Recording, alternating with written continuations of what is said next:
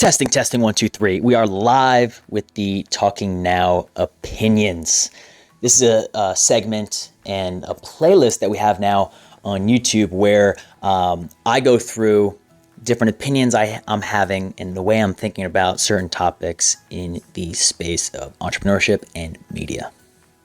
So, if you are on the fence about creating content, creating media, I think this will give you a little bit of solace in that struggle. So one of the things that might happen when you decide, or as I said, you're on the fence, you're close to deciding to start creating content is, what if I don't have anything original to say? What if I don't have anything original to say? And I think there's a few examples I can pull from this. One is that originality is not actually the goal. It's about understanding that you could share the same exact information as someone else, but because you're you, your audience is going to hear it. A different person is going to hear it because you delivered it, because there's a certain amount of trust from you, as opposed to someone else delivering the same amount of information, but there's not the same exact information, but there's not that level of trust to allow that information to sink in and actually register so that a member of your audience can take action or new and improved action on insert theme, insert topic, insert challenge.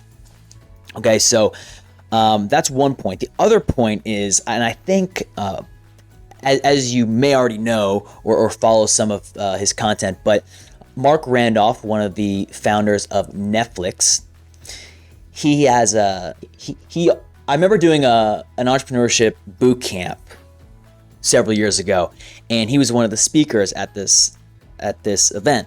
And one of the things he always said was that never be afraid about someone stealing your idea.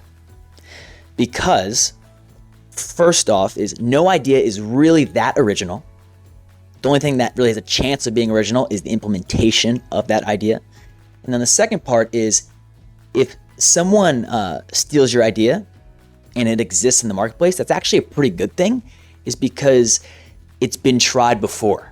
There's been some sort of demand likely for it, but it hasn't been implemented in a way that works. Because if you have an idea that is completely original, chances are it's not actually solving a problem that people have. So those are a couple points that I wanted to share with you on if you're kind of on the fence about making content and you feel like originality is a struggle for you, like you feel like, what I have to say is not really that original. Hope those few points bring you some solace and can allow you to start taking new and improved action on your own towards the desired future that you have that includes content. Because I think a really helpful way to think about whether you should steamroll ahead in creating content or you should take a back seat is, at this point in time, there are two futures. There is one future where you're not creating content, and there is another future where you are. And whatever you decide is not right or wrong, but there will be consequences to one over the other. And it's up to you to decide, are you willing to step in and take ownership of whatever decision you decide? Whether that future is, hey, yeah, I'm going to be creating content, and I can see myself doing this for not just days, not just weeks, not just months, but years, even decades, creating content. And if you don't see yourself doing that, that's okay. Step away now. But if you do see yourself creating content, then you can step into that. You can start to take ownership of that.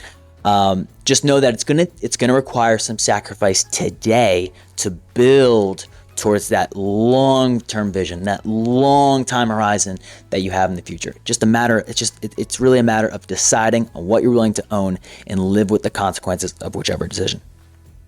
All right, my name is Randy Splain. I hope you enjoyed this one, and I'll be talking with you in the next one.